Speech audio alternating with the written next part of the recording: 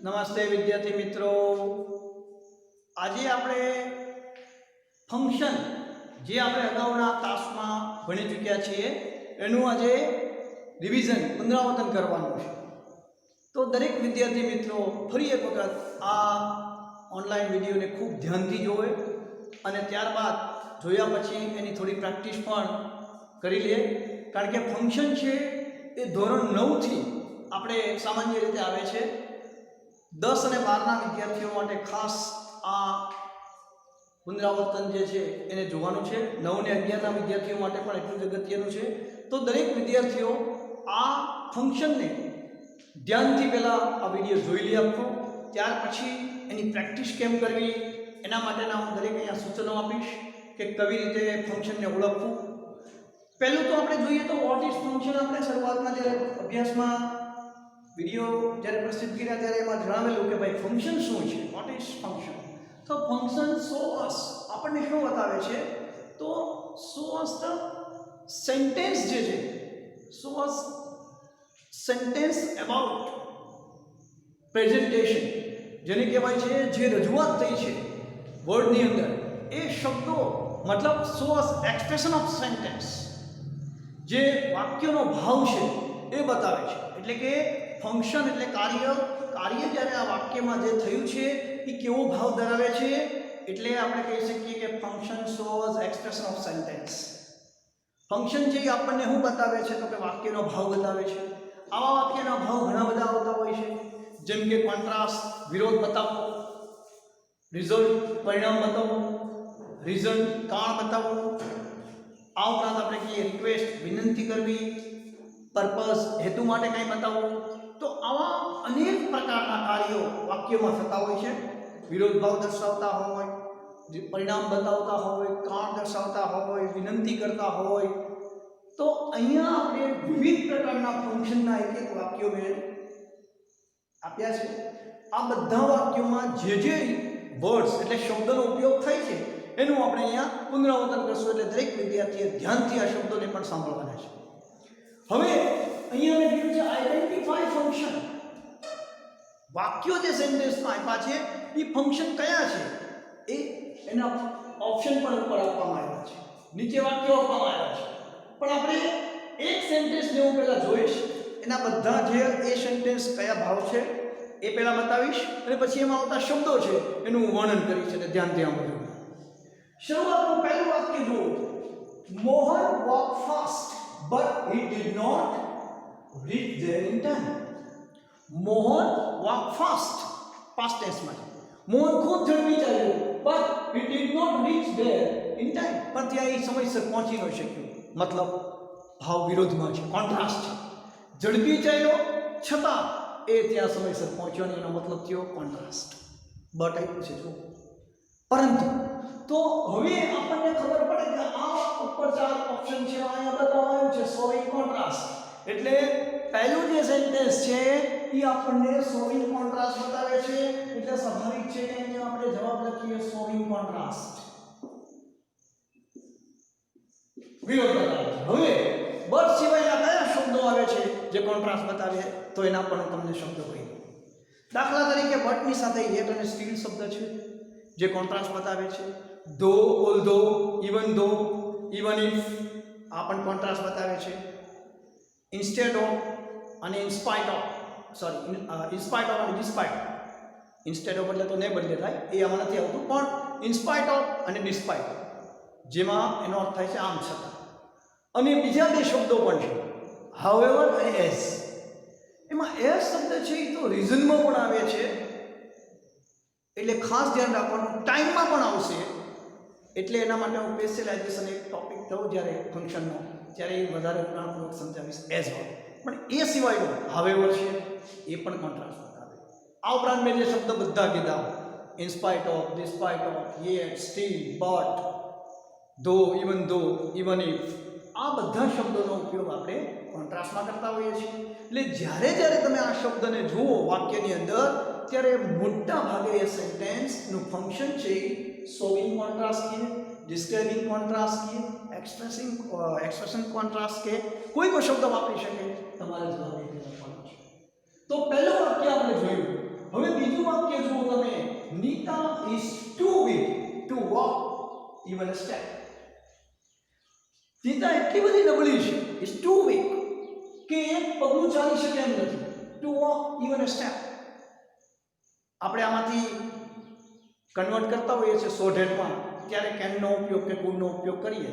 દાખલા તરીકે વાક્ય જે લખ્યું છે કે Nita is too weak to walk even a step, અને શોર્ટહેન્ડનો ઉપયોગ કર્યો હોય કે Nita is so weak that she can not even a step. એ નબળી એટલી છે કે તેની એક પગલું ચાલી શકે એમ નથી. તો એ કન્વર્ટ શોર્ટહેન્ડમાં કર્યું. તો શોર્ટહેન્ડ છે જુદું જુદું વપરાય છે. TOO અને TO2 એ બે શબ્દનો એક માવડો છે. આ ઉપરાંત ધેરફોર છે, એ પણ પરિણામ બતાવે. સો એ પણ પરિણામ બતાવે છે. તો આ ચાર શબ્દો એવા છે કે જે તમને રિઝલ્ટ બતાવે છે. એક આ બે શબ્દ છે ટુ અને ટુ, આ બે શબ્દનું તો ખાસ ધ્યાન રાખવાનું. પછી શોર્ટહેન્ડ છે જે જુદા છે, આ શોર્ટહેન્ડ તમને જુદા બતાવવામાં આવે છે આવી રીતે. પછી ધેરફોર અને સો છે, અને પાંચમો શબ્દ ઇનફ, જે આપણે આગળ ફંક્શન જ્યારે શીખ્યા ત્યારે એ પણ શબ્દ મેં શીખડાવેલો. આ પાંચ શબ્દો તમને રિઝલ્ટ બતાવે છે. મતલબ એક્સપ્રેસિંગ રિઝલ્ટ કયો, શોઈંગ રિઝલ્ટ કયો, ડિસ્ક્રાઇબિંગ રિઝલ્ટ કયો, પણ રિઝલ્ટ બતાવે છે, પરિણામ બતાવે છે. એટલે બીજું વાક્ય પરિણામનું પ્રતિનિધિત્વ કરે છે. પહેલું વાક્ય વિરોધ દર્શકનો પ્રતિનિધિત્વ કરતું હતું. એમ હવે ત્રીજું વાક્ય જોઈએ. બે વાક્ય તો થઈ ગયા, એટલે અહીંયા તમે સ્વાભાવિક લખશો એક્સપ્રેસિંગ રિઝલ્ટ. આ શબ્દ આપણે વાંચ્યો. આ બીજું બન્યું. હવે ત્રીજું જુઓ. Those workers have been working since June. પહેલા કામદારો જૂનથી કામ કરી રહ્યા છે. હવે ખાસ ધ્યાન રાખજો, આપણે ટાઈમ જે છે એમાં તો ઘણા બધા શબ્દો આવે છે, પણ ડ્યુરેશન ટાઈમ અને સ્પેસિફાઈડ ટાઈમ બે અલગ અલગ બતાવે છે. સ્પેસિફાઈંગ ટાઈમ એટલે ચોક્કસ સમય બતાવે છે. મતલબ since June, since your birthday, since Diwali, આવા બધા શબ્દોનો ઉપયોગ કરે છે. ડ્યુરેશન ટાઈમમાં ફોર પણ વાપરી શકે અને ફ્રોમ પણ વાપરી શકે. અને કોમન ટાઈમ પૂછે ખાલી તો એમાં તો ઘણા બધા શબ્દો આવે કોમન ટાઈમમાં. વેન આવે, વાઇલ આવે, નો સુનર ધેન આવે, હાર્ડલી વેન આવે, એઝ આવે, જે મેં તમને વાત કરી હમણાં કે ઘણા બધામાં આવે છે. એમ ટાઈમમાં તો ઘણા બધા શબ્દો આવે, પણ ડ્યુરેશન ટાઈમ અને સ્પેસિફાઈ ટાઈમ ખાસ ધ્યાન રાખવાનું. સ્પેસિફાઈ એટલે ચોક્કસ સમય થઈ ગયો, તો આપણે ચોક્કસ સમય એટલે સિન્સ જૂન, તો અહીંયા આપણે લખશું સ્પેસિફાઈ ટાઈમ. સ્પેસિફાઈંગ ટાઈમ જો અહીંયા આપણને આપ્યું છે સ્પેસિફાઈંગ ટાઈમ. તો આ એનો ત્રીજો જવાબ છે. સ્વાભાવિક છે, એક જ જવાબ બાકી છે, પણ એ કન્ડિશન છે. આ એક જ જવાબ બાકી છે, ડિસ્ક્રાઇબિંગ કન્ડિશન. કન્ડિશનની અંદર ઇફ, અનલેસ, ઓર, અધરવાઇઝ આ શબ્દનો ઉપયોગ વધારે આવે છે. કન્ડિશનનો મતલબ થાય શરત. કોઈ શરત હોય, આમાં જો છે સ્વાભાવિક છે કે unless you work hard, unless છે નેગેટિવ છે પોતે ખુદ, એમાં નોટ સમાયેલું છે. તો અનલેસ યુ વર્ક હાર્ડ નો મતલબ થાય જો તમે કામ નહીં કરો યુ વિલ નોટ સક્સીડ, તો તમે સફળ નહીં થઈ શકો. શરત આપી દીધી તમે.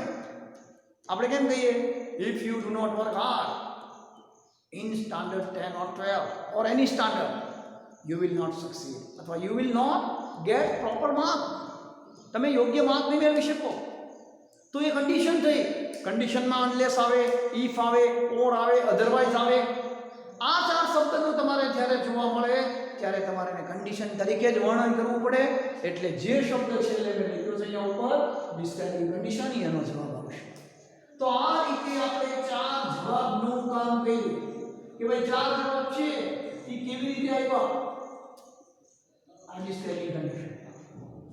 તો પહેલો જવાબ જે હતો આપણો એ કોન્ટ્રાસ્ટનો હતો, બીજો જે જવાબ હતો રિઝલ્ટનો હતો, ત્રીજો જવાબ હતો એ સ્પેસિફાઈડ ટાઈમનો હતો, અને ચોથો કન્ડિશન. મતલબ સ્વાભાવિક છે કે પહેલો જવાબ જે કોન્ટ્રાસ્ટ છે, બીજો જવાબ છે એ રિઝલ્ટ છે, ત્રીજો જવાબ છે એ આપણને સ્પેસિફાઈડ ટાઈમ આપ્યો, અને ચોથો એટલે બે જે તમને આપ્યા ઓપ્શન એ એમાં 1 2 3 4 એક્ઝામમાં આ રીતે જ આપશે. તમને થોડું ધ્યાન રાખવાનું છે, કારણ કે તમારે જ્યારે કોઈ પણ શબ્દનો પ્રતિનિધિત્વ જોઈ અને પછી તેનો આન્સર લખવાનો છે. 12મા ધોરણની અંદર અને 10મા ધોરણની અંદર જે ફંક્શનની પ્રેક્ટિસ તમે જુઓ લગભગ 30-25 વાક્યોની કરશો તો આરામથી તમને ખ્યાલ આવવા માંડશે. શબ્દોનું પ્રતિનિધિત્વ ધ્યાનમાં રાખવાનું છે, જે મેં તમને શબ્દો બધા વર્ણન કર્યા. હવે બીજા જે 4 વાક્યો છે એ અહીંયા આપવામાં આવ્યા છે. એમાં પહેલો શબ્દ વાક્ય છે સોવિંગ પર્પસ. પર્પસમાં કયા શબ્દો આવે એ કહીશું. પછી બીજો આવ્યો છે ડિસ્ક્રાઇબિંગ રિક્વેસ્ટ. રિક્વેસ્ટ માટે કયા શબ્દો વાપરે છે. ત્યાર પછી બીજો શબ્દ આવ્યો છે ડ્યુરેશન ઓફ ટાઈમ. મેં કીધું તો તમને સ્પેસિફાય અને ડ્યુરેશન ટાઈમ જુદું જુદું. ડ્યુરેશન એટલે લગભગ સમય, જેને આપણે લગભગ એમ કહીએ ભાઈ, ઓલમોસ્ટ લગભગ. તો એ આવ્યો છે. અને ચોથો શોવિંગ કમ્પેરિઝન, ડિગ્રીનો પોઈન્ટ. કમ્પેર કરે કે આની સાથે આમ, આની પહેલા સાથે આમ, મતલબ કમ્પેરિઝન કરવાનું હોય છે. એમાં ડિગ્રી ગમે એ વાપરી શકાય છે. પોઝિટિવ વાપરે, કમ્પેરેટિવ ડિગ્રી વાપરે, સુપરલેટિવ વાપરે, કોઈ બી આપે. તમને ટૂંકમાં ડિગ્રીનો પોઈન્ટ આપે એટલે તમારે કમ્પેરિઝન કહેવામાં આવે છે. એ કમ્પેરિઝન પર્સનનું હોઈ શકે, થિંગનું હોઈ શકે. અહીંયા ખાલી મેં કમ્પેરિઝન લખ્યું છે. ઘણીવાર લખે શોવિંગ કમ્પેરિઝન થિંગ. ચોક્કસ આપી કે તમને કે ભાઈ વસ્તુનું સરખામણી છે આ, એ તમે શોધી નાખો. કોઈ પર્સનનું પણ આપે. હજી તો આમાં ઘણા બધા ફંક્શન આવે. વ્યક્તિ વિશે વાત કરતા હોય, પેસિવ હોય તો નોટ ડુઅર આવે, બરોબર. તો આવા ઘણા બધા પોઈન્ટ આવે છે, પણ આપણે આગળ ચર્ચા કરવાના જ છીએ. પણ ફંક્શન જે છે એને તમારે બહુ ધ્યાનથી શબ્દોને ધ્યાનમાં રાખીને કામ કરવાનું છે. ફંક્શન છે ને ઇઝ ઇઝીએસ્ટ પાસ. ઇઝીએસ્ટ એટલે મતલબ ઇઝીએસ્ટ એટલે સહેલામ સહેલો પાર્ટ. જો ગ્રામરની અંદર હોય તો ફંક્શન છે. તમને નવાઈ લાગશે કે સર આમ કેમ બોલે છે કે ભાઈ આ ફંક્શન છે એ તો, પણ એમાં માત્ર તમારે વર્ડ શબ્દોને જ ધ્યાનમાં રાખવાના છે, બીજું કંઈ કરવાનું નથી. શબ્દોને ધ્યાનમાં રાખો અને એનું વાક્યનું મહત્વ જે છે, એનું જે ભાવ છે એને જો સમજી શકો તમે, તો તમે કોઈ પણ શબ્દને તરત ઓળખી જાઓ અને તરત એનો જવાબ લખી શકો છો. હવે અહીંયા આપણે 4 શબ્દ વાક્ય આપ્યા. પહેલું જુઓ, the principal met in the office from 9 to 11 AM. Acharya છે એ કાર્યાલયમાં ક્યારે મળ્યા? 9 થી 11 માં જોડે.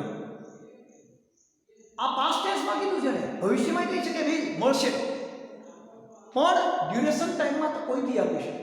પાસ્ટ ટેન્સ આપીએ કે પ્રેઝન્ટ ટેન્સ આપીએ કે સિમ્પલ ફ્યુચર ટેન્સ એટલે સાદો ભવિષ્ય આપી શકે. તો અહીંયા આપણે પહેલો જે શબ્દ છે એને ડ્યુરેશન ઓફ ટાઈમ કહીશું. સમય કયો હતો? તો ડ્યુરેશન ઓફ ટાઈમ.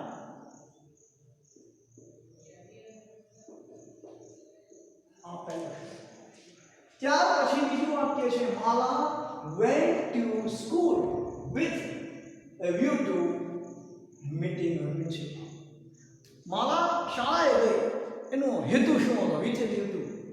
અને વિચ એ વ્યૂ ટુ પછી હંમેશા પ્રેઝન્ટ પાર્ટિસિપલ્સ એટલે કે વર્બ આઈએનજી આવે છે.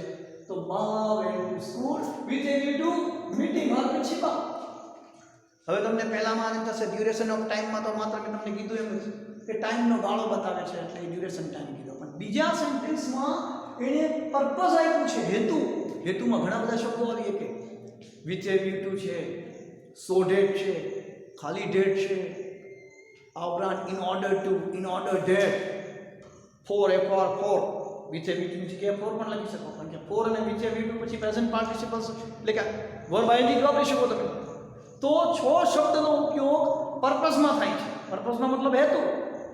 કે ભાઈ અહીંયા શું બતાવે છે વાક્ય નંબર 2? તો કે ભાઈ શોઈંગ પર્પસ. એટલે બીજું વાક્ય જે છે શોઈંગ પર્પસ. તો આ બીજું સેન્ટેન્સ થયું. હવે ત્રીજું સેન્ટેન્સ જુઓ, please will you give me a pen for a while. Please નો મતલબ થયો એક વિનંતી, રિક્વેસ્ટ. વાક્ય મૂળથી શરૂ થયું હોય, વિલથી શરૂ થયું હોય, અથવા વાક્યની અંદર પ્લીઝ આવતું હોય, મોટે ભાગે વિનંતીનો ભાવ હોય, ત્યારે રિક્વેસ્ટ શબ્દ જ આવે. અને હંમેશા આ શબ્દ તો સૌથી સહેલો ઓળખવામાં છે, કારણ કે વાક્ય પ્રશ્નાત્મક આવે, વિલ કે મૂળથી વાક્ય શરૂ થયું હોય મોટે ભાગે, અને પ્લીઝ શબ્દનો ખાસ ઉપયોગ કરવામાં આવે ત્યારે આપણે કહીશું તો કે છે ડિસ્ક્રાઇબિંગ રિક્વેસ્ટ. તો ત્રીજો શબ્દ છે ડિસ્ક્રાઇબિંગ રિક્વેસ્ટ. તો આ શબ્દ જેવો ત્રીજો શબ્દ એટલે કે ત્રીજો શબ્દ કયો ભાવ એ વાક્યની અંદર.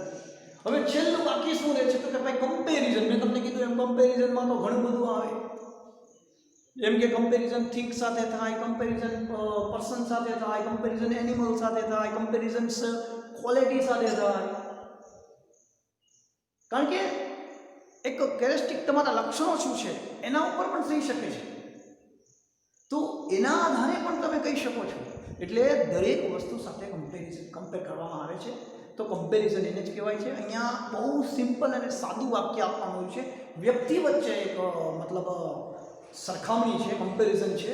તો જુઓ તમે છેલ્લા વાક્યમાં કે Hina is as white as Meena. વાઇટનો મતલબ છે ડાય ડમરી, જેને આપણે કહીએ સારી ડાય છે. તો કે જે મીના છે, હિના છે, હિના જેટલી ડાય છે એઝ વાઇટ એઝ.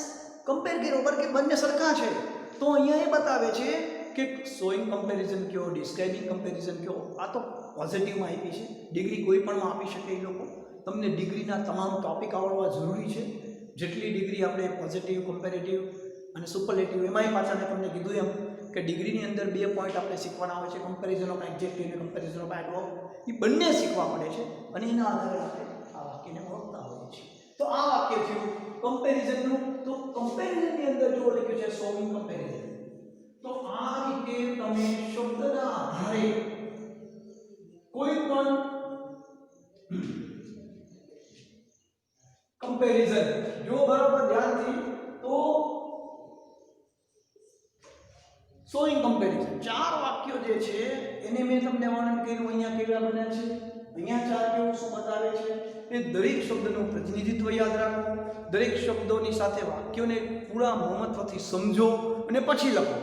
ઓછામાં ઓછા ફંક્શનના તમારે હોમવર્કની અંદર 25-30 વાક્યો લખવાના છે. દરેક વિદ્યાર્થીને ખાસ કહું છું. અને આ જો પ્રમાણે તમે કામ કરશો તો તમને કોઈ રોકી નહીં શકે ગ્રામર શીખતા. Thank you very much.